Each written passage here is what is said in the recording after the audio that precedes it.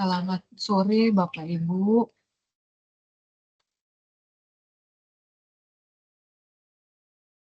Selamat sore Bapak Ibu. Kita akan mulai di tepat pukul 16.00 ya, kurang lebih 4 menit lagi, sambil menunggu Bapak Ibu lainnya bergabung.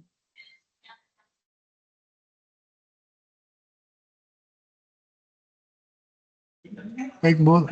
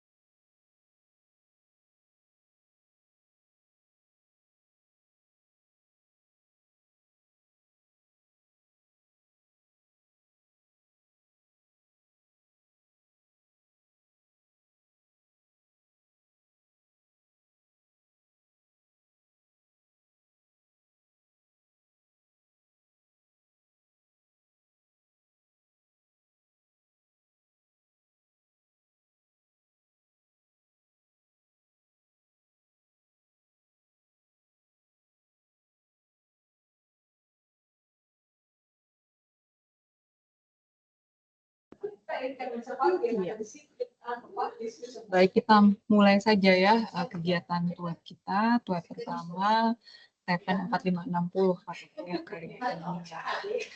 Ini yang hadir ada 4 orang ya.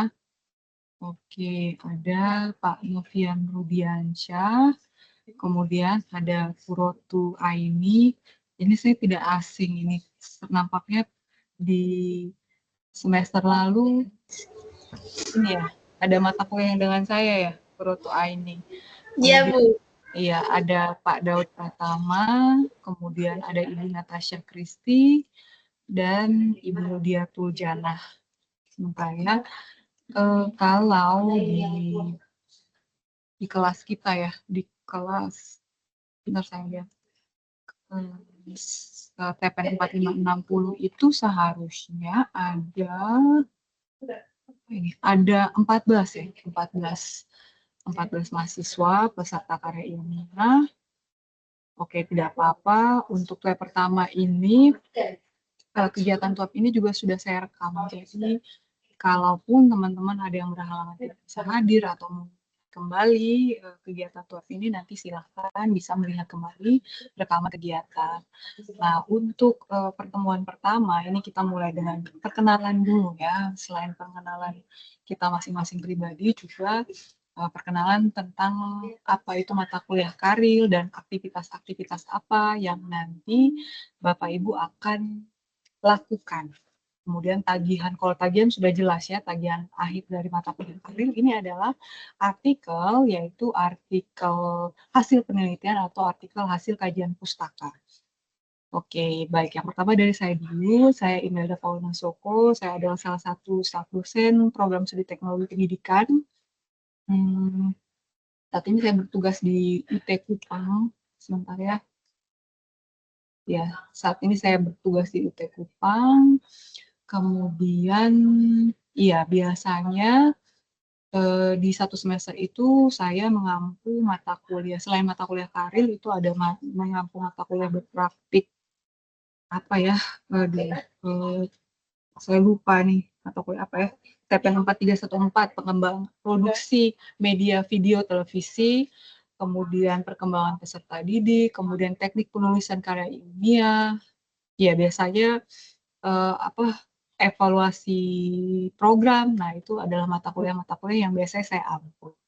Kemudian ya, untuk mata kuliah Karil ini kan biasanya bisa diampu oleh Bapak Ibu mahasiswa yang sudah akan selesai ya, menjelang selesai kuliah gitu ya di Fakultas Keguruan Ilmu Pendidikan, khususnya di program studi teknologi pendidikan. Dan saya berharap ya Bapak Ibu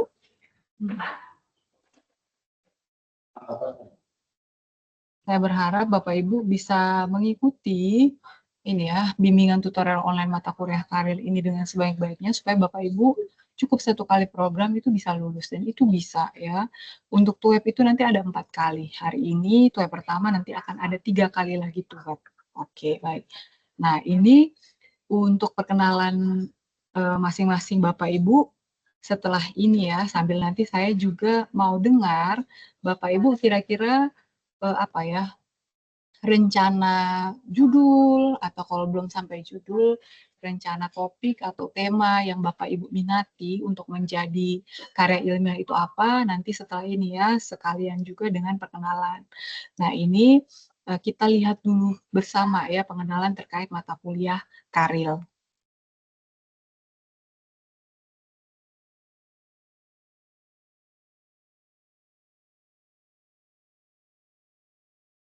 Oke, sebentar ya.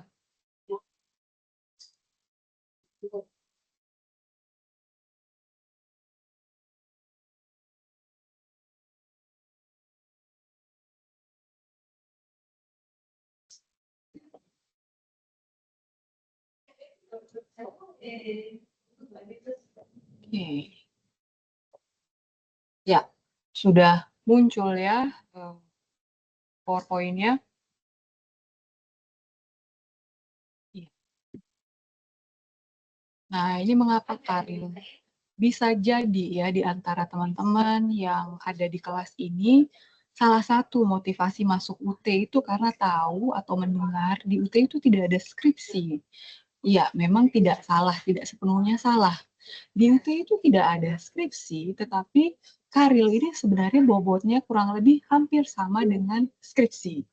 Kemudian, ya ini kan kita tahu ya, menteri periode sebelum ini ya, dikenal dengan Mas Menteri Nadiem Makarim, itu dia punya gagasan yang cukup ini ya, mau dibilang apa ya, dibahas secara ramai gitu ya di kalangan pendidik, bahwa beliau kalau dulu itu isunya adalah Nadiem Makarim mau menghapus skripsi. Padahal sebenarnya Nadiem Makarim ini ingin menjadikan bahwa skripsi itu bukan satu-satunya tagihan akhir mahasiswa untuk menyelesaikan studinya di perguruan atau di pendidikan tinggi ya. Apalagi ya berdasarkan pengalaman ya, skripsi ini banyak mahasiswa yang terkendala selesai itu gara-gara batu sandungannya itu adalah skripsi. Yang pertama, karena banyak mahasiswa yang mengalami kendala saat mengerjakan skripsi, baik itu dari segi waktu, biaya, bimbingan, dosennya sibuk, sulit ditemui, begitu kan. Atau yang kedua, skripsi itu tidak selalu relevan dengan dunia nyata dan kebutuhan industri. Banyak skripsi itu yang sifatnya terlalu teoritik. Tidak salah sebenarnya, tetapi ternyata itu tidak match dengan kebutuhan di dunia nyata. Makanya kita pernah ini ya, bisa saja mengalami bahwa ada alumni itu tuh yang pintar sekali akademis IPK-nya bagus, tetapi ketika dia bekerja itu dia tidak tampil gitu atau ya orang biasa katakan ya pintar akademis saja gitu. Itu banyak yang terjadi juga seperti itu. Nah, si Mas Menteri ini ingin menjadikan skripsi itu bukan satu-satunya tagihan akhir supaya apa? Mahasiswa dapat memiliki ruang lebih untuk mengembangkan kompetensi dan ini ya, dan kreativitas mahasiswa. Nah, itu ada banyak alternatif tugas akhir mahasiswa. Ada yang pertama, itu adalah prototype, yaitu berupa produk atau layanan yang dapat diuji coba dan dimanfaatkan oleh masyarakat dan industri. Kemudian tugas akhir dalam bentuk proyek ya, yaitu berupa kegiatan, program, atau inisiatif yang bisa memberikan dampak positif bagi lingkungan sekitar, dalam hal ini masyarakat gitu. Kemudian bentuk-bentuk lain, misalnya mahasiswa institusi seni, maka tagihan tugas akhirnya itu karya seni karena lebih cocok karya seni, karya sastra, karya jurnalistik atau bentuk lainnya yang sesuai dengan bidang keilmuan dan minat mahasiswa. Nah, karil ini juga masuk di dalamnya gitu ya. Tetapi sebenarnya Nadiem Makarim itu menggarisbawahi dan menekankan bahwa kampus yang bisa dalam tanda kutip menghapus skripsi ini adalah kampus yang dari perkuliahannya itu sudah menerapkan apa ya PJBL gitu ya, project based learning, problem based learning gitu. Jadi kalau perguruan tinggi yang hanya lecturing atau ceramah saja itu tentu saja tidak bisa gitu. Nah, kemudian, nah ini ya, kalau orang bilang atau menganggap enteng gitu ya, memandang sebelah mata mahasiswa UT, hanya karena kita tidak ada skripsi itu salah besar ya. Kita punya karya ilmiah gitu. Nah, kalau kita lihat ya, lulusan perguruan tinggi ya, dalam hal ini universitas, itu kalau kita lihat di KKNI atau Kerangka Kualifikasi Nasional Indonesia, itu berada di level 6. Nah, kompetensi dari seorang sarjana ya atau lulusan sarjana itu ada 3. Yang pertama, mampu mengaplikasikan bidang keahliannya dan memanfaatkan ipteks pada bidangnya dalam penyelesaian masalah serta mampu beradaptasi terhadap situasi yang dihadapi. Jadi sudah harus menjadi seorang problem solver gitu, tidak hanya pintar teoritik tapi dia harus bisa menerapkan dan menjadi apa ya pemecah masalah gitu jika dalam kehidupan sehari-hari atau lingkungan sekitar itu ada kendala atau masalah yang dihadapi dan juga punya kemampuan beradaptasi terhadap situasi yang dihadapi. Jadi tidak menjadi manusia atau individu yang kaku. Kemudian yang kedua, menguasai konsep teoritis bidang pengetahuan tertentu secara umum dan konsep teoritis bagian khusus dalam bidang pengetahuan tersebut secara mendalam serta mampu memformulasikan penyelesaian masalah secara prosedural gitu ya. Jadi ada langkah-langkah saintifik gitu di dalamnya. Mulai dari apa ya? Identifikasi masalah, kemudian pengajuan hipotesis, mohon maaf ya kalau saya ada yang keliru dan sebagainya sampai pada mengkomunikasikan. Jadi ada langkah-langkah pendekatan ilmiah yang kita terapkan ketika apa ya memformulasikan penyelesaian masalah secara prosedural. Kemudian yang ketiga adalah mampu mengambil keputusan yang tepat berdasarkan analisis informasi dan data dan mampu memberikan petunjuk dalam memilih berbagai alternatif solusi secara mandiri dan kelompok, bertanggung jawab pada pekerjaan sendiri, dan dapat diberi tanggung jawab atas pencapaian hasil kerja organisasi. Ya, oke. Itu tadi kompetensi level 6 ya, setara dengan lulusan sarjana. Sementara kalau keterampilan umum lulusan program sarjana itu ada 9 ya. Ini saya tidak akan baca satu persatu, tetapi itu mulai dari mampu menerapkan pemikiran logis, kritis, sistematik, dan inovatif, dan seterusnya.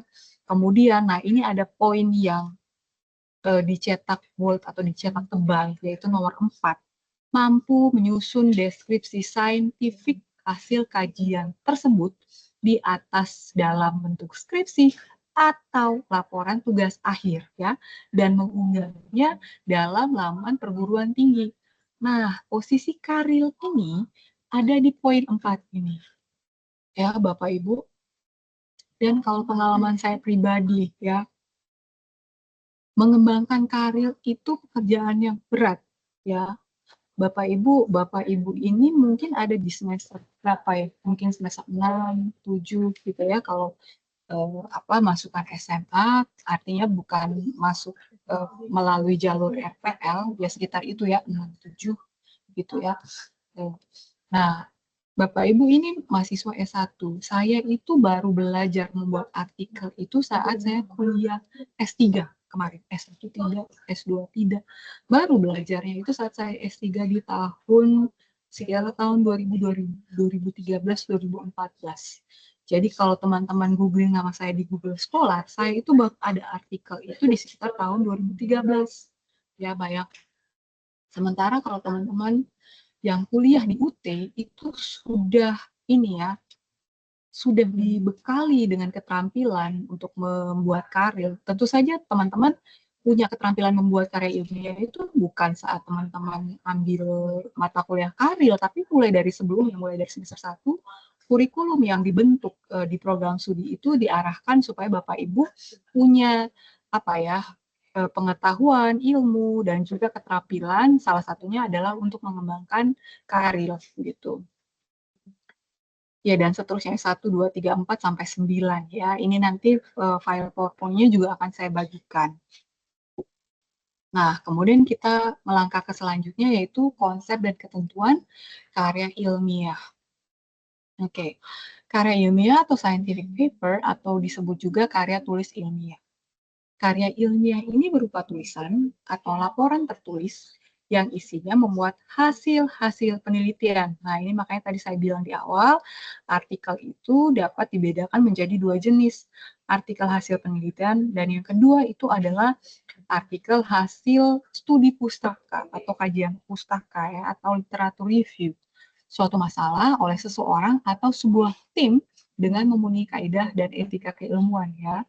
Nah, ini kita kalau di mata kuliah karir sebenarnya tim ya. Jadi Bapak Ibu, teman-teman itu tidak bekerja sendiri, ada bimbingan dari dosen atau tutor, dan juga nanti kita akan diskusi sama-sama.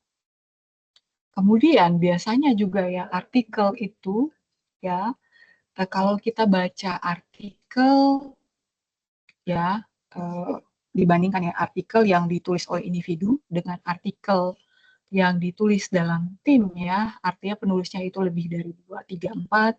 Nah, itu biasanya dari segi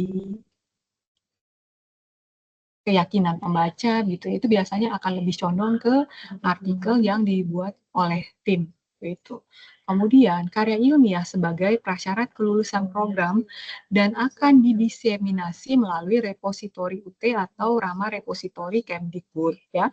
Jadi sebagai syarat untuk lulus mata kuliah karya itu adalah nilai bimbingan tutorial online teman-teman itu minimal 75. Kemudian lolos uji plagiasi itu maksimal itu 30% ya. Nah, kalau teman-teman nilai bimbingan tutorial online itu lebih dari 75, 85 kalau saya tidak salah, nah itu artikel karya ilmu Bapak Ibu itu bisa kita rekomendasikan untuk disubmit ke Rama Repositori Kemdikbud.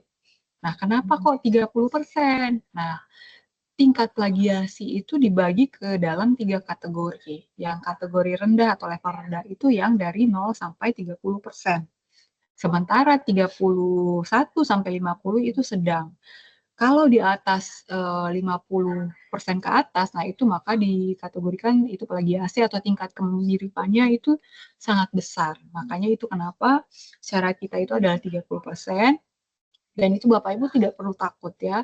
Tentu saja kalau Bapak Ibu menggunakan kaidah-kaidah penulisan karya ilmiah dengan benar, itu pasti nanti ketika kita uji menggunakan ini ya aplikasi plagiasi, contohnya Turnitin atau Drillbit, nah itu bisa lolos nilainya itu angkanya itu di bawah 30%. Nah, apa saja unsur-unsur atau elemen karya ilmiah? Ya, jadi suatu tulisan itu layak disebut sebagai karya ilmiah kalau memenuhi elemen-elemen, kalau terdiri atas elemen-elemen berikut. Yang pertama substansi. Isi karya ilmiah mencerminkan kajian atau hasil penelitian satu atau lebih bidang ilmu. Tetapi Bapak Ibu, ini kan Bapak Ibu baru belajar ya, jadi kita fokus dulu ke teknologi pendidikan. Nanti kalau Bapak Ibu sudah mahir, sudah jago, itu boleh multidisiplin, tetapi tentu saja teman-teman harus kolaborasi dengan penulis yang ahli di bidang ilmu lain, ya, yang saling terkait dengan bidang ilmu teman-teman. Kemudian yang kedua sistematika. Tata cara urutan dalam angka menyusun artikel, tugas akhir program, dan monograf ya. Jadi urutannya itu mulai dari judul, identitas penulis, kemudian abstrak, dan seterusnya, sampai dengan daftar pustaka atau referensi. Kemudian tiga, ya format. Format itu sama dengan pola atau tampilan baku ya. Itu macam-macam ya. Dan biasanya format satu jurnal dengan jurnal lain itu bisa saja berbeda atau dikenal dengan gaya selingkuh. Format ini dapat berupa bentuk, ukuran kertas, atau tata letak ya, layout, lebar pinggir, dan seterusnya, jenis huruf, ukuran huruf, dan seterusnya. Kolom juga ada yang satu kolom, ada yang dua kolom, nah itu bisa beda-beda. Yang keempat itu adalah gaya atau style ya, penggunaan ragam dan langgam bahasa, cara penalaran, cara penyajian, ilustrasi, berupa gambar, tabel, matriks, dan lain sebagainya, tata cara pengutipan dan penulisan sumber pustaka ya. Antara satu jurnal dan jurnal lain itu bisa saja berbeda aturan gaya penulisan. Nah, kemudian kriteria artikel ilmiah ya. Yang pertama, penulisan artikel ilmiah dilakukan dengan mengikuti kaidah penulisan karya ilmiah. Dan ini sudah ada di pedomannya ya. Bapak Ibu pasti sudah dapat panduan. Panduan itu juga Bapak Ibu bisa unduh secara bebas kalau Bapak Ibu tidak dapat apa ya, modul cetaknya itu tidak masalah ya. Kemudian yang kedua bebas plagiasi dan tindakan tidak terpuji lainnya. Kemudian berikut yang ketiga memuat sekurang-kurangnya 10 referensi dengan minimal 5 artikel jurnal yang terbit dalam 5 tahun terakhir. Tetapi ya khusus untuk poin ketiganya kalau 10 referensi itu terlalu sedikit ya. Teman-teman, kita itu bisa menulis kalau kita sudah baca sebanyak-banyaknya. Ya, kalau dari segi aturan ya, aturan mata kuliah karya ilmiah oke, 10 referensi ini oke. Tapi nanti kalau teman-teman jalani sendiri, teman-teman akan merasakan bahwa ternyata kita butuh lebih dari 10. Jadi teman-teman jangan menjadikan angka jumlah referensi ini sebagai beban bahan bacaan yang teman-teman harus tuntaskan ya. Apalagi sekarang itu kan ada tips-tipsnya ya, bagaimana kita membaca cepat gitu ya. Jadi kalau teman-teman boleh kumpul sebanyak-banyaknya artikel, teman-teman tidak perlu baca mulai dari awal sampai akhir gitu full. Teman-teman boleh langsung saja ke fokus atau apa yang teman-teman mau cari. Misalnya kalau teman-teman contoh ya, teman-teman mau cari konsep tentang artificial intelligence gitu ya. Itu kan teman-teman bisa lihat di bagian teratur, cukup di situ saja. Teman-teman tidak usah baca yang lain-lain. Atau kalau teman-teman mau lihat metode penelitian, misalnya teman-teman tertarik untuk mempelajari atau menggunakan metode penelitian kuantitatif, langsung saja ke bagian metode metode atau metode gitu kan, tidak usah baca yang lain. Itu sebenarnya ada cara-cara atau strategi kita menggunakan banyak referensi, tetapi kita tidak buang-buang waktu untuk membaca semua referensi tersebut. Dan saya lebih menyarankan teman-teman, walaupun ada pilihan ya, boleh artikel, boleh buku, tetapi yang lebih mudah kita dapatkan itu artikel dibanding buku, gitu ya. Kemudian, nah ini sebagai pengetahuan umum ya, bahwa sebelumnya status mata kuliah karir itu adalah mata kuliah pilihan. Jadi mahasiswa itu boleh tidak lulus itu tidak masalah. Tetapi setelah masa akademik 2022.2 ya, karir ini menjadi mata kuliah wajib dan berdiri sendiri ya. Jadi terpisah dari mata kuliah KPKP dan mahasiswa harus lulus. Walaupun karir ini kalau teman-teman lihat di katalog atau di LK, dia itu 0 SKS ya teman-teman. Tapi bisa saja ya, nanti kalau kurikulum kita itu sudah berubah, bisa jadi karir ini akan ada bobot SKS-nya ya. Mengingat karir ini tidak mudah ya gitu ya, untuk menghasilkan atau membuat karir, apalagi dengan waktu yang cukup singkat, hanya 8 minggu saja gitu ya untuk bimbingan tutorial online. Setelah itu biasanya memang masih ada waktu mungkin ya 2 minggu untuk mahasiswa benar-benar merampungkan karya ilmiahnya. Oke, kemudian topik atau permasalahan dalam artikel ilmiah sesuai dengan keilmuan program studi ya, dalam hal ini adalah teknologi pendidikan. Dan teman-teman beruntung, teknologi pendidikan itu cukup luas nanti topik yang teman-teman bisa pilih. Karena teknologi pendidikan itu kawasannya itu ada di desain atau rancangan, kemudian ada di implementasi atau penerapan pendidikan, dan yang terakhir itu evaluasi. Ini 3 kawasan ini sangat-sangat luas gitu. Jadi teman-teman punya ragam pilihan topik karir itu lebih lebih lebih leluasa ya dibanding teman-teman dari program studi lain yang sudah lebih tertentu atau lebih spesifik bidang keilmuannya. Kemudian, ya artikel ilmiah yang ditulis dapat bersumber dari kajian pusaka atau hasil penelitian ya. Kemudian, nah ini yang tadi sudah saya sampaikan ya, oke, 5, 6, 7 ini sudah saya sampaikan. Oke, ini struktur, format, dan sistematika artikel ilmiah, ini teman-teman bisa lihat di panduan, tetapi pada umumnya struktur karya ilmiah itu dibagi ke dalam 3 bagian besar, ya, pendahuluan, isi atau pokok bahasan, dan penutup. Nah, ini teman-teman melihat poin-poin ini saja, itu seharusnya teman-teman sudah punya gambaran terkait proporsi dari masing-masing bagian. Tentu saja dari ketiga, proporsi yang paling banyak itu adalah di bagian kedua, isi atau pokok bahasan. Jadi kalau teman-teman bikin artikel, jangan bagian pendahuluannya itu banyak, terlalu banyak gitu ya bahasa basinya. Pendahuluan itu cukup 10%, 15 lah paling banyak kalau pendahuluan itu digabung dengan apa ya, apa namanya ya, semacam landasan teori gitu. Nah, itu oke lah. 10-15 itu masih oke. Sementara bagian yang lebih banyak itu seharusnya ada di bagian metode penelitian, bagian pembahasan, hasil dan pembahasan. Itu harus banyak gitu ya. Jadi teman-teman menguraikan apa yang teman-teman temukan gitu ya dari kegiatan penelitian atau dari kegiatan kajian pustaka. Kemudian yang terakhir itu penutup. Penutup itu sebenarnya kita hanya menyimpulkan atau menegaskan kembali temuan yang sudah kita peroleh. Kemudian, nah ini format artikel, ini nanti kita bisa sambil jalan ya, sambil jalan bimbingan tutorial online, kan ini juga terstruktur ya, mulai dari tugas 1, tugas 2, sampai tugas 4. Nanti teman-teman akan dengan sendirinya juga mempelajari dan akan mengenali format artikel ilmiah. Oke, ini adalah penjelasan dari masing-masing bagian dari artikel ilmiah ya. Judul itu menggambarkan keseluruhan topik kajian. Nah, memang ada baiknya judul kita itu menarik perhatian pembaca, tetapi jangan sampai kita hanya fokus ke tujuan supaya menarik, kita lupa bahwa judul itu tetap harus terikat pada kaidah judul akademik gitu ya, tidak boleh yang terlalu bagaimana ya, karena kita mau ikut dengan perkembangan zaman, jadi judulnya itu menggunakan misalnya bahasa-bahasa yang tidak baku, itu tentu saja tidak boleh. Kemudian yang kedua, jika ada anak judul tidak mengulang kata yang sudah digunakan gitu ya, jadi harus efektif efisien.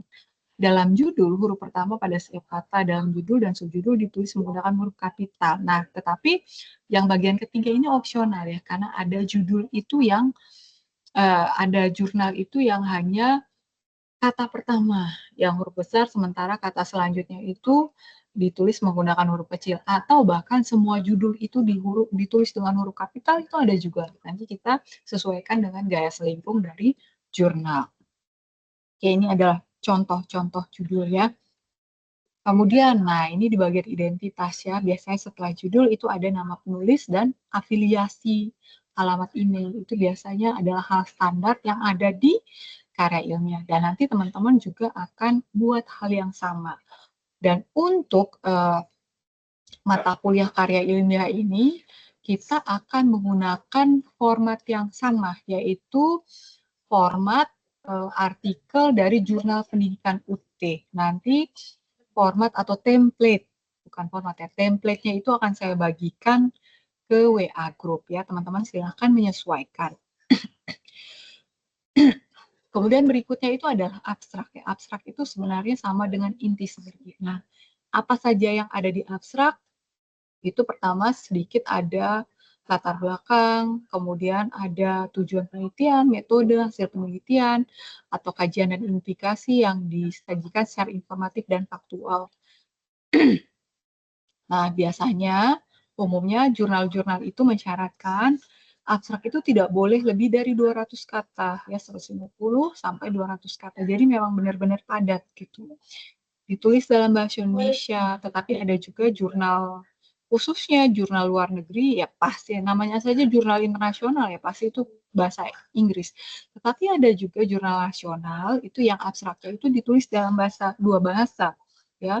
Apakah bahasa Indonesia kemudian disusul dengan bahasa Inggris atau sebaliknya ya, bahasa Inggris disusul dengan bahasa Indonesia. Oke. Nah, ini pendahuluan berisi latar belakang, perumusan masalah, kemudian tujuan, manfaat, fokus tulisan, keterbatasan tulisan, kutipan dari ahli, hasil penelitian, buku, artikel, atau sumber lain, ya, dengan ketentuan harus relevan, kemudian mencantumkan sumber kutipan langsung atau tidak langsung, dan juga maksimal sumber kutipan itu sekitar 10% dari keseluruhan referensi yang digunakan dalam artikel ilmiah. Biasanya hampir 80 ya, sekitar 80-90% itu referensi itu digunakan di bagian pembahasan. Oke, ya. Ini ada dua pola ya, menyusun latar belakang. Apakah itu kita mulai dari fenomena umum, kemudian diikuti dengan penelitian terdahulu sebagai landasan atau rujukan, kemudian kita membandingkan antara kondisi ideal dengan kondisi sebenarnya, artinya ada kesenjangan. Kemudian berikut itu kita melanjutkan ke alasan pemilihan objek penelitian, dan yang terakhir itu mengerucut pada rumusan masalah.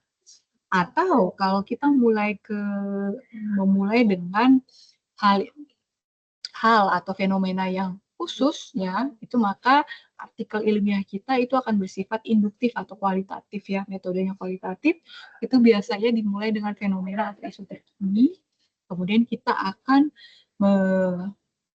memaparkan penelitian terdahulu sebagai rujukan pengembangan dan perluasan pengetahuan. Kemudian ini sama ya, kita memetakan kesenjangan antara kondisi ideal dan kondisi sebenarnya. Kemudian kita juga memaparkan analisis pemilihan objek penelitian dan hasil yang dapat melengkapi asumsi teori atau membangun teori baru. Kemudian nanti terakhir yaitu adalah rumusan masalah. Kemudian Nah, metode, biasanya metode, tetapi ada beberapa jurnal itu yang menggunakan istilah kerangka pikir. Tapi kerangka pikir ini agak jarang ya. Lebih banyak itu, lebih umum itu dengan metode atau metode penelitian. Metode digunakan jika artikel ilmiah bersumber dari hasil penelitian yang telah dilakukan penulis, kemudian menjelaskan pendekatan, metode, teknik, dan prosedur berikut instrumen yang digunakan dalam pengumpulan, pengolahan, dan penafsiran atau analisis data, dan disertai dengan penjelasan dan alasannya. Kemudian kerangka pikir, nah ini biasanya digunakan untuk artikel kajian pustaka, tetapi ada juga beberapa jurnal itu, walaupun artikelnya itu adalah kajian pustaka, tetapi tetap menggunakan istilah metode penelitian. Ya, itu silahkan teman-teman sesuaikan dengan apa ya, gaya dari jurnal tersebut. Kemudian konsep dan informasi lain yang bersumber dari hasil bacaan dan sumber lain yang terkait dengan topik dan digunakan sebagai kerangka pikir dan atau sumber rujukan dalam mudah menganalisis dan menafsirkan permasalahan dan atau solusinya. Oke, ini contoh kerangka pikir. Biasanya kerangka pikir ini ada di bagian akhir ya, setelah penulis apa ya, mendeskripsikan atau menguraikan dalam bentuk kalimat-kalimat. Nah, nanti di bagian akhir itu akan dibuat kerangka pikir berupa bagan untuk apa ya? Namanya saya kerangka pikir ya. Supaya orang ketika baca itu tahu alurnya, itu mulai masalahnya dari mana, kemudian apa yang menjadi landasan, kemudian alternatif solusinya apa, sampai tujuan akhirnya itu apa. Ini adalah contohnya.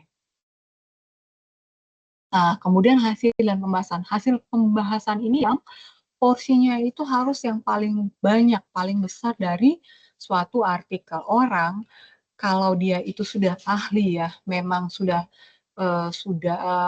sering menulis artikel, kalau dia baca artikel ilmiah, itu dia akan lihat gitu ya proporsi dari artikel.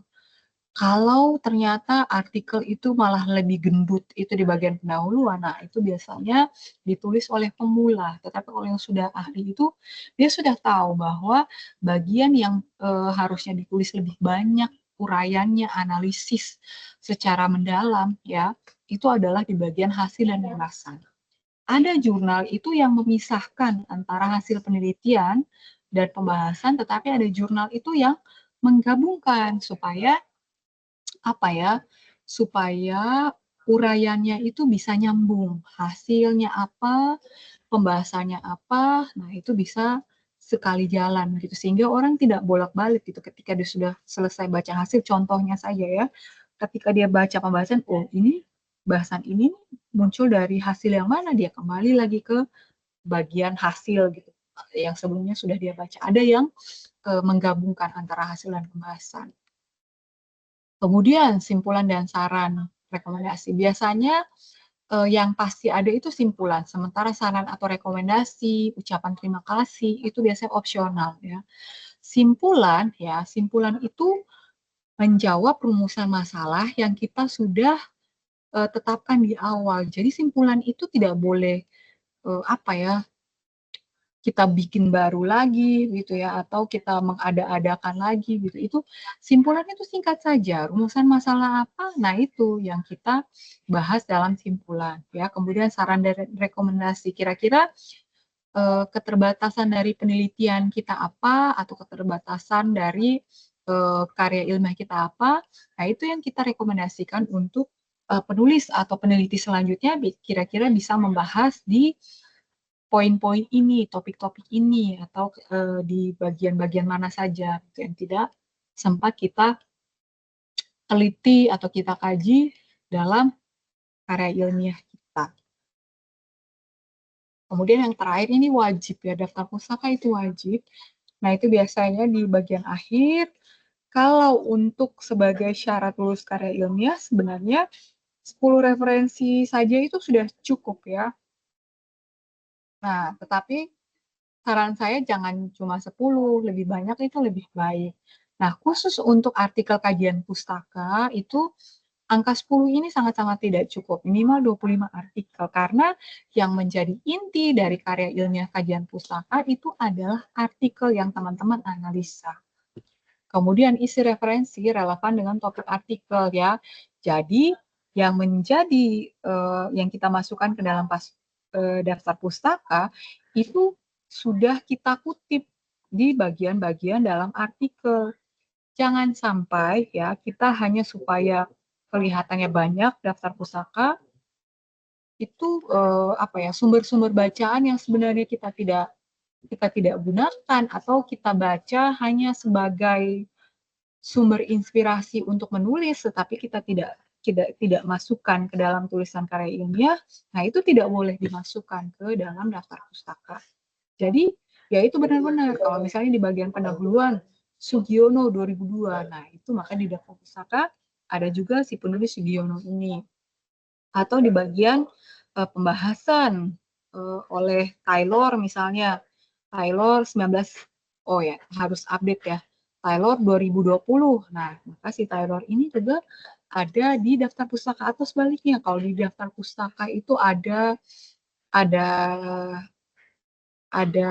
ada penulis Ari Kunto misalnya. Nah, maka Ari Kunto ini juga harus ada, entah itu di bagian pendahuluan atau metode atau apa, itu juga harus ada ya, atau Creswell dan seterusnya dan seterusnya. Iya, daftar pustaka itu biasanya ditulis secara alfabetis ya, jadi ditulis atau disusun berdasarkan abjad. Oke, nah ini adalah tips-tips dalam membuat karya ilmiah ya. Nah, teman-teman, ya supaya teman-teman ini nanti menulisnya itu bisa lancar, ya. Saya yakin teman-teman di semester ini bisa saja mata kuliahnya itu bukan cuma karya, ada mata kuliah lain, TAP misalnya, TAP itu kan juga berat ya, ujian komprehensif itu kalau di kampus lain. Ya, atau juga ada mata kuliah lain, atau teman-teman juga sambil kerja. Nah, ini jangan sampai ya, supaya mata kuliah karya atau karya ilmiah ini bisa selesai tepat waktu, tidak keteteran gitu ya. Paling gampangnya itu adalah teman-teman bikinkan dulu outline-nya ya. Syukur-syukur kalau teman-teman sudah bisa, kita antara saya sebagai tutor dan juga teman-teman sudah bisa, kita sudah sepakat judul oke. Nah, tapi kalau judul juga nanti misalnya dalam waktu berjalan ada penyesuaian, itu sebenarnya tidak ada masalah ya, ada revisi juga tidak ada masalah. Nah, yang penting itu adalah teman-teman sudah buatkan poinnya gitu ya, judul, abstrak, pendahuluan, poin-poin besarnya dulu itu sudah ada ya. Sehingga nanti kalau teman-teman ketika punya ide, teman-teman bisa balik langsung bisa menuangkan ke dalam karya ilmiah ya. Tidak apa-apa nanti ada rombak atau perbaikan, itu tidak masalah. Setidak-tidaknya teman-teman itu punya bekal untuk menulis dibanding kalau teman-teman kosong sama sekali gitu ya. Jadi membuat outline atau kerangka itu sangat-sangat membantu teman-teman dalam membuat karya ilmiah, menghasilkan karya ilmiah ya. Kemudian ya, supaya teman-teman bisa menghasilkan kerangka, ya caranya adalah teman-teman bisa pilih topik yang menarik dan relevan. Ya. Bisa topik yang memang sedang menjadi tren, atau topik-topik yang menurut teman-teman spesial, misalnya topik-topik yang sifatnya khusus ya, misalnya indigenous science atau kearifan lokal atau sains lokal, itu kan sangat menarik ya. Atau studi kasus itu juga boleh gitu, itu silahkan. Oke, kemudian yang kedua buat kerangka tulisan, kemudian silahkan lakukan riset yang mendalam ya. Riset itu artinya teman-teman boleh menggunakan apa ya, langkah-langkah metode penelitian, atau teman-teman boleh juga melakukan kajian pustaka, itu silahkan, itu boleh-boleh saja. Kemudian identifikasi cakupan informasi. Nah, ini jadi teman-teman harus pintar-pintar. Walaupun kita menggunakan referensi yang banyak, ya, tentu saja ada bagian-bagian informasi yang itu yang kita saring ya dan kita masukkan ke dalam artikel. Tidak boleh banyak gitu ya. Apalagi artikel atau karya ilmiah itu biasanya terdiri dari 5 sampai 10 halaman ya. Banyak tuh paling umum itu 5 sampai 10. Oke lah kalau teman-teman agak sulit kompres ya 15 masih oke lah untuk artikel karya ilmiah. Tetapi umumnya kalau teman-teman itu ingin submit ya ke jurnal, biasanya aturannya itu ya paling banyak itu 10 lembar atau 10 halaman. Tulis artikel dengan baik ya, gunakan bahasa yang jelas dan baku, kemudian sajikan data dengan jelas dan akurat, kembangkan argumentasi yang kuat. Nah, ini teman-teman boleh refleksi kalau teman-teman itu masih sering keliru. Paling sederhana dan yang paling sering saya temui itu adalah mahasiswa belum mampu membedakan penulisan di sebagai kata depan dan di sebagai awalan ya. Itu banyak sekali. Nama tempat tapi di-nya itu disambung dengan nama tempat selanjutnya atau sebenarnya kata sebagai awalan tetapi ditulisnya pisah. Contohnya dilarang gitu, dilarang buang sampah di sini tapi di sininya itu digabung, itu kan salah. Nah, itu yang teman-teman harus perhatikan. Kemudian kembangkan argumentasi yang kuat ya, sajikan argumentasi Anda dengan jelas dan logis, serta didukung oleh bukti-bukti yang kuat dari penelitian atau sumber lain. Kita boleh beropini, tetapi tentu saja opini kita itu harus disertai dengan teori atau dasar yang mendukung gitu, dasar yang kuat, baik itu hasil penelitian, contohnya itu seperti itu. Kemudian sajikan atau minimal hasil observasi itu juga boleh. Gitu. Sajikan kesimpulan yang relevan, tarik kesimpulan dari hasil penelitian atau pembahasan Anda, dan berikan saran atau rekomendasi jika diperlukan. Kemudian yang ketiga, revisi dan evaluasi. Ya, kalau teman-teman sudah selesai, itu teman-teman jangan tinggalkan begitu saja. Kita baca kembali, ya. Kita baca pelan-pelan, bisa saja ada bagian-bagian yang masih keliru atau tertinggal dan harus diperbaiki. Atau kalau misalnya kita adalah pribadi yang sulit menemukan kesulitan sendiri, kita boleh minta bantuan orang lain untuk mengecek ya, boleh oleh dosen, oleh tutor atau teman sejawat itu silahkan. Oke, iya, baik itu demikian bukan uraian ya, penyampaian dari saya terkait apa itu karya ilmiah. Mudah-mudahan ini cukup jelas untuk teman-teman sekalian dan juga bisa menjadi bekal untuk teman-teman dalam mengembangkan, menyusun karya ilmiah. Nah, kalau pengalaman saya sebelumnya ya biasanya di e-learning kelas Karil itu ada menu untuk ruang konsultasi, tetapi saya lihat di semester ini tidak ada. Nah, itu makanya kalau teman-teman ada kendala, ya boleh sampaikan juga di WA Group. Oke, baik kita lanjut ke ini ya, ke tahapan berikutnya. Nah, ini saya berharap masing-masing Bapak Ibu bisa perkenalan diri masing-masing dan juga bisa menyampaikan rencana topik atau judul karya ilmiah. Oke. Nah, ini saya lihat di ini ya. Oke, kita mulai dengan Dede Firmansyah. Silahkan. Halo, selamat sore, Bu. Selamat sore, Pak. Ya, perkenalkan, saya Dede Firmansyah. Kebetulan saya dari Sukabumi juga. Untuk sekarang saya berada di semester 10. Ya, Agak tidak apa-apa. sedikit telat juga. Nah, untuk judul, sebetulnya sudah ada beberapa, cuman saya masih ragu-ragu juga gitu, Ibu, untuk cari referensinya. Untuk sementara, judul yang saya ambil itu, judulnya memilih metode pembelajaran untuk meningkatkan kompetensi siswa. Seperti itu. Sementara. Oke, ya. Berarti masukan awal dari saya.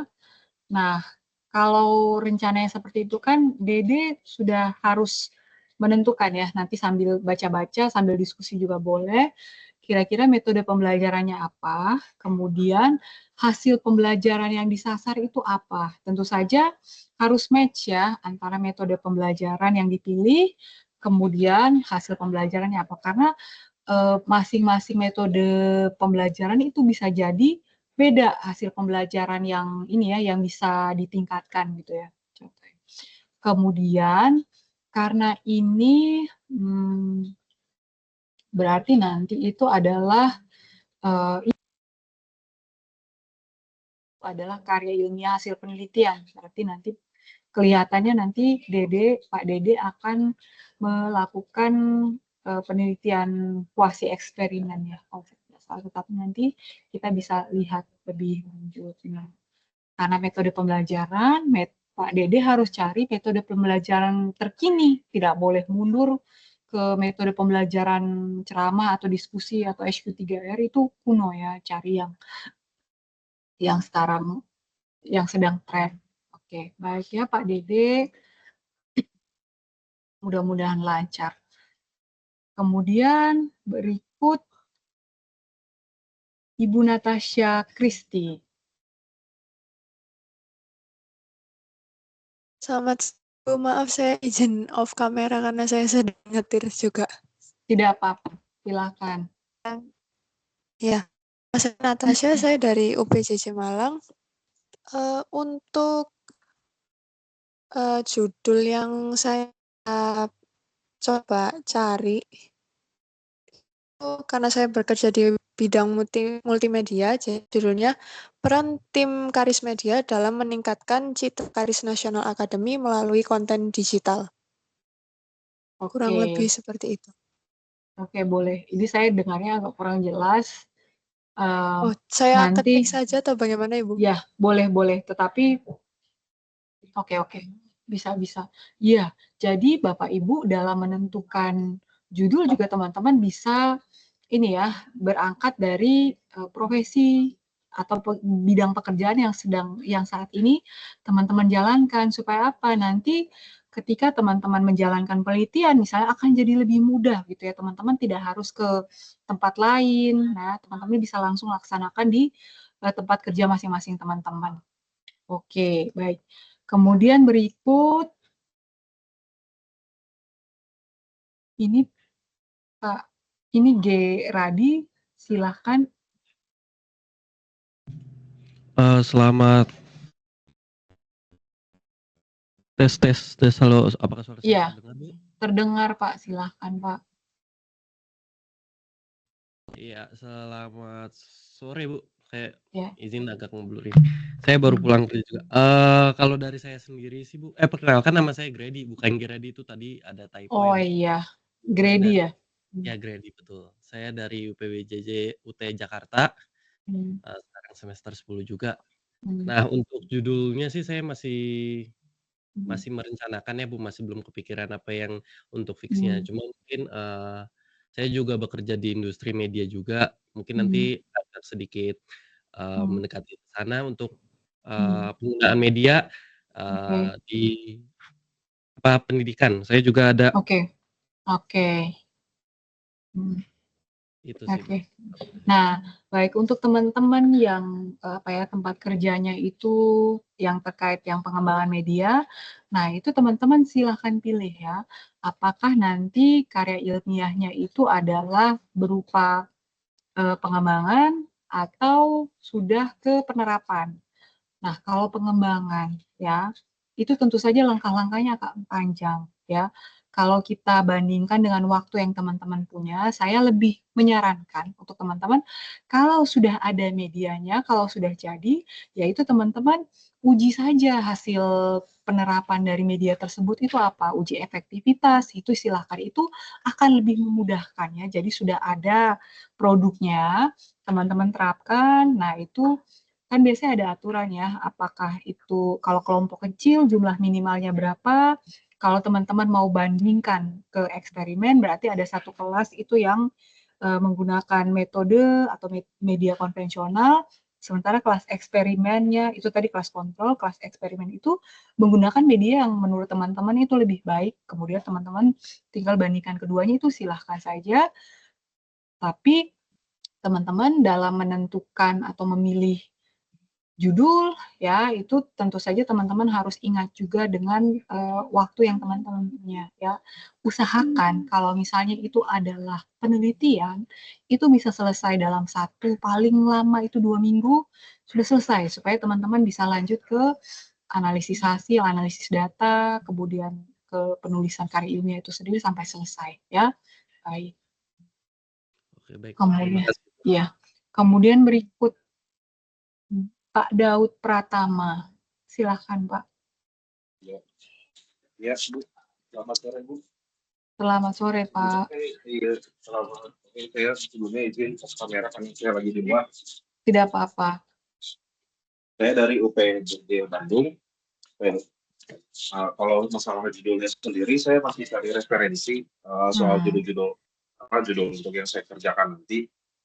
Lagi menyaring referensi. Jadi kalau misalnya untuk spesifiknya, paling saya di penerapan teknologi pendidikan sih. Penerapan teknologi pendidikan ke pembelajaran. Oke, silakan. Iya. Kalau penerapan teknologi pendidikan itu kan boleh metode, boleh model, boleh strategi, boleh media, macam-macam ya. Jadi silahkan Pak Daud ini ya, pilih ya. Oke. Kemudian berikutnya ya. Kemudian berikutnya itu adalah Dedi Soleman. Silakan. Selamat sore, Bu. Selamat sore. Saya perkenalkan, saya Dedi Soleman dari UPBJJ Riau, Pekanbaru, Ibu. Iya. Untuk terkait karya ilmiah, karena saat ini saya posisinya itu sebagai koordinator di salah satu SDIT di Riau yang membawahi pembelajaran, yang membawahi koordinator pelajaran Al-Quran, Ibu. Oh ya. Jadi di sini kita 2 tahun terakhir ini kita menggunakan ada salah satu metode pembelajaran Al-Quran yang kita terapkan ke anak-anak. Namanya pembelajaran metode UMI. Sebentar, gitu. Pembelajaran apa, Pak? Mohon maaf. Metode UMI, Bu. Oh ya, UMI. Oke. Ya, pembelajaran metode UMI. Yang 2 tahun terakhir ini sudah kita jalankan di SD. Jadi rencana saya itu materi yang saya ambil itu rencana adalah implementasi metode UMI dalam pembelajaran Al-Quran di tempat saya mengajar sekarang ini. Oke. Iya, silahkan ya Pak, silahkan itu bisa dilanjutkan. Kemudian Pak Dedi ya tadi. Bentar ya. Kemudian berikut Pak Hinang Kristio Budi. Silahkan. Iya, selamat sore. Selamat sore, Ibu. Pak. Iya. Ya, saya Hinang Kristio Budi, saya dari Kalimantan Barat, Ibu. Oke. Ya, jadi judul yang saya akan kembangkan itu efektivitas model pembelajaran blended learning dalam meningkatkan hasil belajar berdasarkan media video interaktif, Ibu. Oke. Untuk anak SMK di kafe gitu, Ibu. Oh iya. Desain komunikasi visual ya Pak. Iya, Ibu, betul. Oke, itu juga baik. Nah, hasil pembelajaran itu kan ada 3 ya, ada kognitif, afektif, psikomotor. Kalau misalnya Pak Hinang ini merasa mampu ketiga-tiganya itu silahkan, tetapi kalau karena keterbatasan waktu atau Pak Hinang merasa ada hasil belajar tertentu yang lebih cocok, maka kalau di judul pakai hasil belajar tidak masalah, tetapi nanti masuk di bagian pendahuluan, kemudian metode itu harus lebih spesifik ke hasil belajar mana yang Pak Hinang maksud gitu ya, apakah itu kognitif, afektif, atau psikomotor. Ya, oke, silakan. Kemudian Ibu Irma Kadarwati. Silahkan. Selamat sore Bu Imelda dan selamat sore Bapak Ibu semuanya. Sebelumnya perkenalkan saya Irma Kadarwati dari UPBJJ Malang. Ibu izin untuk saat ini rencananya saya mau mengambil judul pengaruh strategi fasilitasi pembelajaran terhadap kesehatan mental siswa menengah. Rencananya saya ambil ini karena sesuai dengan definisi TEP, yaitu pembelajaran dan juga meningkatkan performa. Rencananya teori yang akan saya ambil ini teori terkait konstruksivitas, humanis, dan juga teori dari Maslow. Seperti itu, Ibu. Bagaimana, Ibu? Oke, baik ya Irma. Ini kelihatannya Irma juga sudah cukup membaca begitu ya, yang menjadi landasan teori dari rancangan karya ilmiah Irma. Nah, ini karena judulnya itu tadi kalau saya tidak salah belakangnya itu adalah kesehatan mental ya. Nah, sementara kita ini kan pendidik. Nah, saya berharap nanti instrumen untuk mengukur kesehatan mental itu adalah instrumen yang sudah terstandar ya, yang sudah teruji validitas dan reliabilitasnya. Jadi, selain supaya menghemat waktu, jadi Irma tidak mengembangkan sendiri instrumen, selain karena tujuannya adalah menghemat waktu. Yang kedua, kita itu bukan ahli di bidang tersebut. Jadi saya berharap, saya yakin kalau Irma cari-cari, googling itu pasti ada instrumennya, ya gitu ya. Ya jelek-jelek mungkin instrumennya itu dalam bahasa lain, bahasa Inggris itu, tapi kan nanti kita bisa terjemahkan ke dalam bahasa Indonesia. Tetapi harapan saya, oke lah kalau strategi di depannya itu saya baru dengar. Tetapi kalau pengaruh, mau uji pengaruh dari strategi fasilitasi, mohon maaf ya kalau saya tidak salah, itu terhadap kesehatan mental siswa. Nah itu, kalau strategi itu kan pasti ada langkah-langkah atau sintaksnya. Nah nanti yang untuk yang kesehatan mental ini, Irma harus gunakan instrumen yang sudah valid, artinya sudah dikembangkan oleh ahli lain. Jadi kita tinggal gunakan saja, ya gitu. Oke, tapi boleh.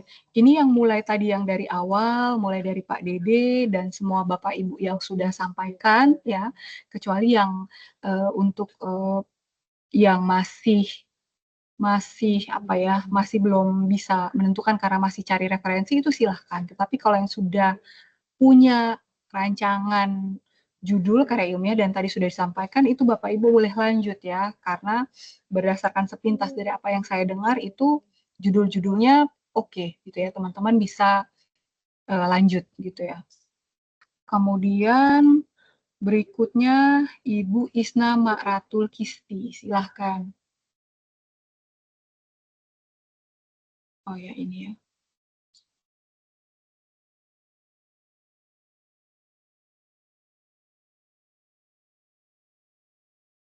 Oh ya, tidak apa-apa ya. Ini saya juga sambil baca chat. Oke, yang tadi Natasha Kristi ya. Oke, saya sudah baca. Oke, Pak Inang tidak apa-apa. Ibu Isna juga tidak apa-apa ya. Nanti teman-teman boleh lanjutkan dengan komunikasi lewat WA group ya. Atau kalau teman-teman mau japri saya juga tidak apa-apa.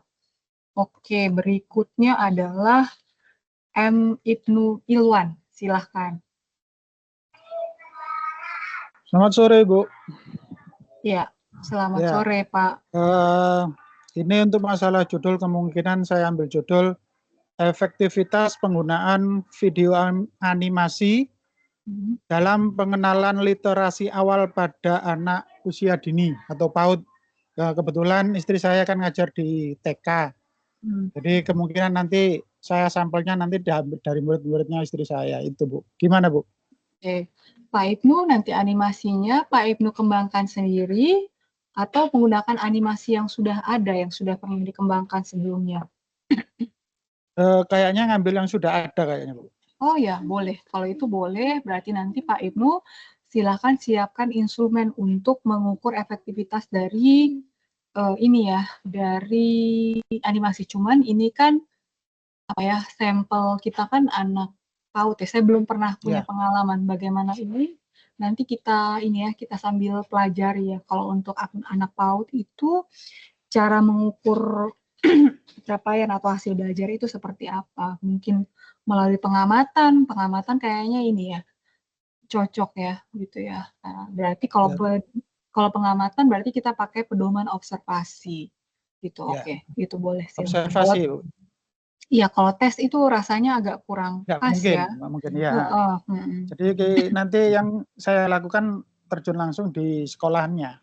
Mungkin beberapa hari saya akan observasi di situ. Iya, silahkan.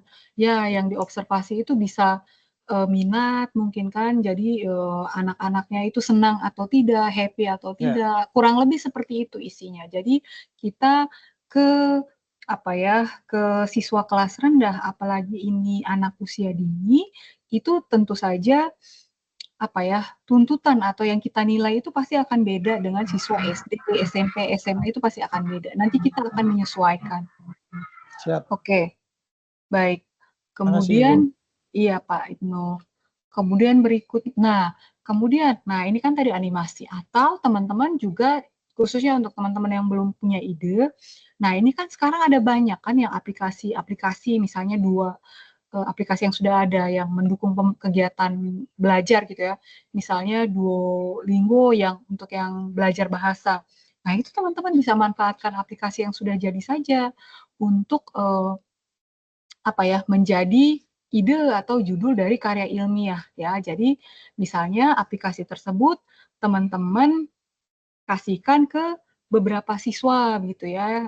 Nah, itu kira-kira tanggapannya seperti apa, atau teman-teman misalkan aplikasi terkait topik tertentu, nah itu teman-teman kasih tes untuk menguji hasil belajar kognitif, itu juga boleh. Jadi jangan cari yang rumit gitu ya, yang terlalu, kita manfaatkan apa yang sudah ada itu silahkan. Atau kalau teman-teman tertarik untuk membuat karya ilmiah kajian pustaka itu juga silahkan. Misalnya tren yang saat ini marak itu apa? Kan kita sekarang itu kan deep learning ya. Nah, itu teman-teman boleh tuh kumpulkan buku atau artikel terkait deep learning, teman-teman misalkan kaji, kemudian teman-teman tuangkan ke dalam karya tulis atau karya ilmiah, itu juga baik.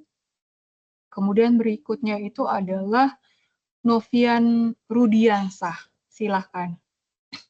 Baik, selamat sore Ibu. Suara saya sudah terdengar? Iya Pak, jelas dan lantang sekali. Silahkan. Baik. Izin Bu, saya Novian Rudiansah dari UPBJ Batam, Kepulauan Riau. Nah, di sini kebetulan saya bertugas di sebuah lembaga pelatihan pemerintah di Kementerian Hukum. Nah, untuk topik yang saya angkat ini model pembelajaran Community of Practice sebagai strategi pengembangan kompetensi ASN di Kementerian Hukum dan Kementerian Hukum sekarang. Barangkali gimana Bu? Iya, baik. Itu menurut saya juga oke ya. Jadi ya Pak Novian, silakan boleh pakai model tadi. Ya, model pembelajaran Community of Practice. Oke. Yang penting Pak Novian juga sudah jelas nanti yang mau diukur itu apa dari model tersebut ya. Pasti beda kan karena desain rancangannya gitu Bu.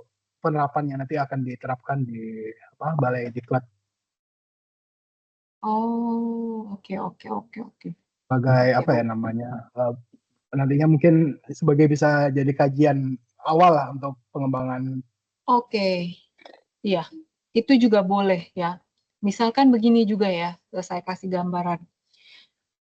Karya ilmiah teman-teman ini juga boleh bagian dari penelitian secara besar. Misalkan ya, kalau penelitian pengembangan itu kan ada tahapan-tahapannya. Mulai dari need analysis atau studi analisis kebutuhan. Kemudian berikutnya itu kan tahap desain. Nah, dan seterusnya. Misalnya desain, habis itu implementasi, kemudian ada uji kelompok kecil, uji kelompok besar, contohnya seperti itulah gitu. Nah, boleh juga karya tulis teman-teman itu adalah penggalan dari tahapan-tahapan ini juga tidak masalah. Yang penting teman-teman kaji secara mendalam gitu ya. Walaupun teman-teman masuk di bagian studi pendahuluan gitu ya. itu oke. Yang penting di studi pendahuluan itu teman-teman kaji benar-benar gitu ya, bahwa kebutuhannya itu apa, kemudian yang teman-teman berdasarkan studi pendahuluan itu yang teman-teman dapat balikan dari responden itu seperti apa, kemudian rekomendasi berdasarkan hasil studi pendahuluan itu apa, yang nanti akan jadi landasan untuk desain. Nah, itu juga boleh seperti itu. Tapi memang lebih baik kalau memang karya tulis itu adalah satu bagian yang utuh dari penelitian teman-teman. Ya, silakan teman-teman sesuaikan. Kemudian berikutnya adalah Ibu Kurotu Aini. Silahkan. Selamat sore, Ibu. Iya. Selamat Aku sore. kedengaran, Bu? Iya, dengar. Silahkan. Izin off kamera ya, Bu? Iya, tidak apa-apa. Mengenai judul, saya masih belum pasti. Namun untuk topik temanya itu tentang pendidikan anak usia dini, Bu. Karena kerabat saya ada yang mengajar PAUD TK. Oke, boleh. Jadi Kurotu masih dapat tema yang masih umum ya. Boleh Kurotu tanya ke yang kerabat itu, kira-kira masalah ketika mengajar anak PAUD itu apa? Nah, itu yang nanti Kurotu cari alternatif pemecahannya. Boleh menggunakan media gitu ya, atau strategi, itu silahkan. Boleh berangkat dari masalah ya, silahkan. Baik, Bu. Itu nanti apakah harus saya ke lembaganya langsung, apa boleh tanya sama gurunya saja? Sebaiknya nanti ke lembaganya langsung juga ya. Jadi Kurotu itu dapat data itu yang memang benar-benar faktual berdasarkan apa, bukan cuma berdasarkan hasil cerita saja.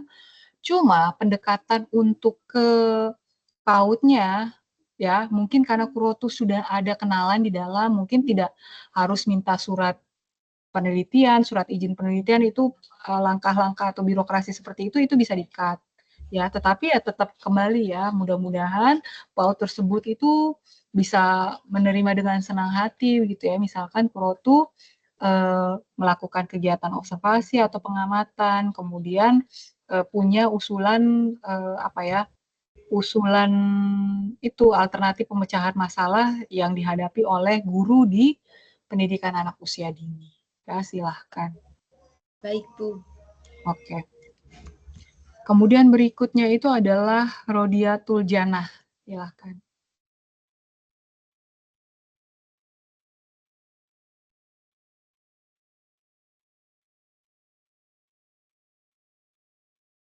Oke.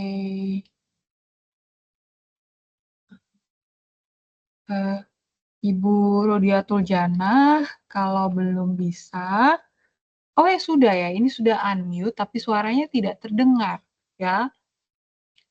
Atau boleh ketik saja ya, ini saya tidak dengar suaranya. Oke ya, mohon maaf ya. Kemudian berikut kita pindah ke Sinta Nur Rahmawati. Silahkan. Oke, selamat malam. Apakah terdengar suaranya? Iya, terdengar. Silahkan. Sebelumnya perkenalkan, nama saya Sinta Nur Rahmawati. Saya dari Surakarta. Untuk saya belum menentukan secara spesifik, tapi untuk topiknya udah dapat nih, Bu. Jadi saya mau bikin yang isinya itu tentang pembelajaran untuk anak TK, tapi pakai video, kayak gitu. Oke, aduh Bapak Ibu, mohon maaf sebentar ya, sebentar.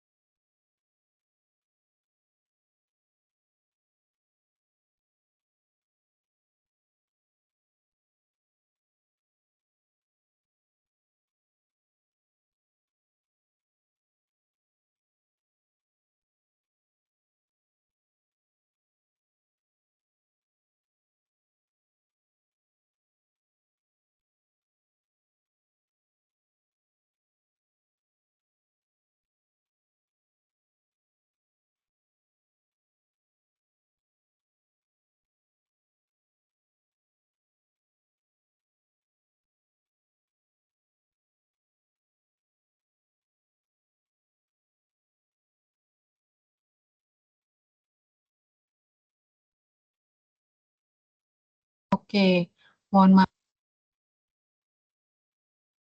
Tadi itu akan ini ya, apa ya, di TK ya untuk karya ilmiah, kemudian apa lagi? Oh, pakai video ya?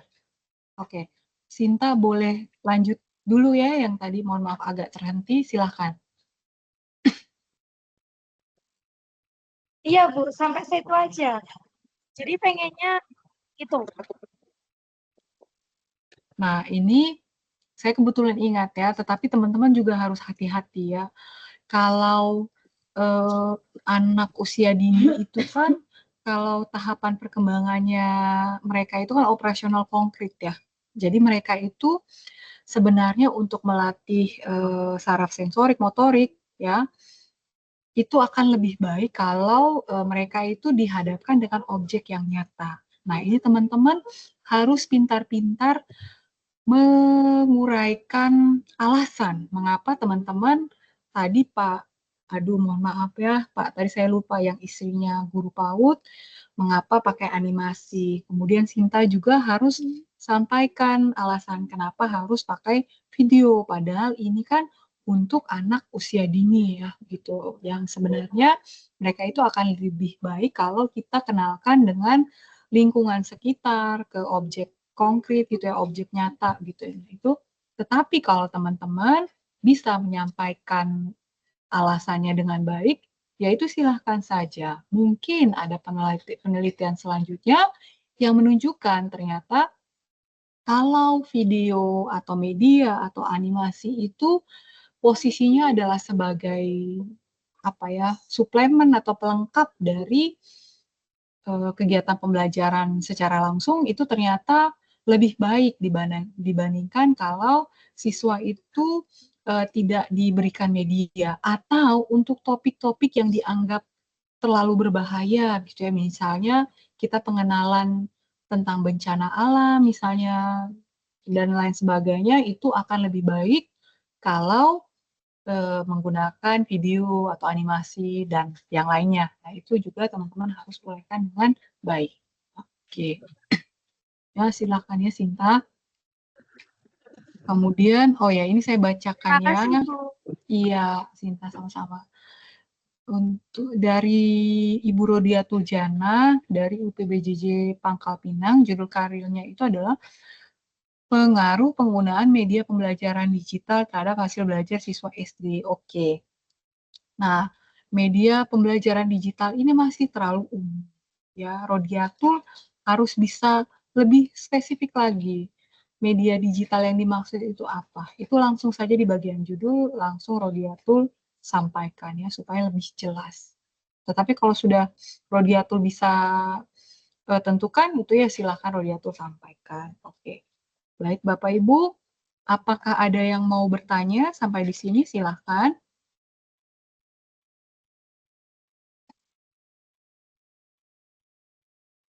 Oke, ini memang kesempatan pertama ya kita web, tetapi Bapak Ibu, kita ini sudah masuk minggu kedua ya, dan ini sudah hari Kamis, ini sudah hampir akhir pekan. Saya berharap teman-teman bisa lebih cepat mengerjakan ini ya, artikel atau, nah itu kalau di e-learning itu kan ada bertahap ya, tugas 1, tugas 2, tugas 3, silahkan teman-teman kerjakan, tetapi saya sangat berharap kalau teman-teman itu bisa langsung ke ini ya, sudah langsung bisa mengerjakan ke karya ilmiah secara keseluruhan gitu ya. Kalau tugas 1 itu kan kalau saya tidak salah, apa ya, teman-teman itu membuat intisari ya dari artikel, mengumpulkan artikel atau referensi, kemudian membuat ringkasan dari masing-masing artikel, kalau saya tidak salah ya. Kemudian kalau tugas 2 itu kan membuat kutipan langsung dan tidak langsung, kutipan tugas ketiga, ya lanjutan dari seterusnya. Oke, itu teman-teman silakan. Tapi lagi pakai internetnya nih. Oke, tetapi saya berharap supaya teman-teman itu ini ya, jalannya itu bisa lebih cepat dan waktu 8 minggu ini cukup teman-teman sampai bisa menghasilkan karya ilmiah yang baik gitu ya, yang lolos uji plagiasi, kemudian nilainya juga baik. Nah, itu teman-teman bisa sambil mengerjakan ini keseluruhan karya ilmiah, bisa cicil mulai dari judul, pendahuluan, itu teman-teman bisa isi dan lengkapi sambil kita bimbingan 8 minggu, sisa sekitar kurang lebih 5-6 minggu tutorial ini ya.